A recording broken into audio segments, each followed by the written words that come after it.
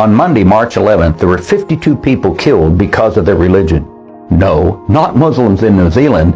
They were Christians in Nigeria. Dozens more were injured, and around 153 homes were destroyed in attacks on 3 villages in the Moro district of Kaduna State.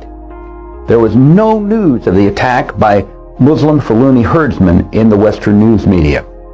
In the 2 weeks in March leading up to the attack on the mosque in New Zealand, 120 Christians were slaughtered in Nigeria because of their religion. The president of Nigeria, himself a Muslim from the Fulani herdsmen, did not offer condolences and did not attend any funerals, as did the Prime Minister of New Zealand, who gave her respects to the Muslim dead in the attack there on March 15th. 6 days before the March 11th attack in Nigeria, on a Sunday, 17 Christians were killed and dozens of homes burned in a village in Kajuru. There was no Western media reports of this attack either. Do the murders of thousands of Christians a year in Nigeria and other African nations and in the Middle East justify the murderous acts that occurred in New Zealand? No. Mass murder of civilians is evil. But one big question remains. Why does the Western media treat the slaughter of Christians, which occurs almost daily in Nigeria, as insignificant?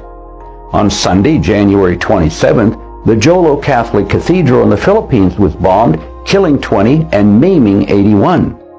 The bombing received some coverage by CNN, but was ignored by most other Western media outlets.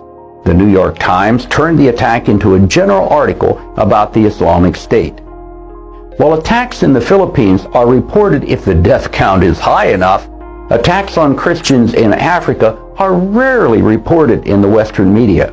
Why? Does racism play a part? Is there a media bias specifically against African Christians? I have a theory. The media is fearful of attacks by Muslim fanatics. Media outlets have been threatened and violently targeted in the past because of negative reporting on Islam. Hollywood is afraid to produce any movie seen as critical of Islam. While Christianity is constantly attacked on television programs, there is never a negative word about the horrid treatment of women or gays by Islamic majority nations. Fox News just fired a newscaster for making a critical comment about a Muslim congresswoman. The bosses and the rank and file in the media are afraid for their lives when it comes to reporting on the rights abuses in Saudi Arabia or the murders of Christians in Nigeria. I have a message for the media.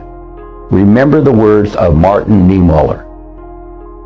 Then they came for me, and there was no one left to speak for me.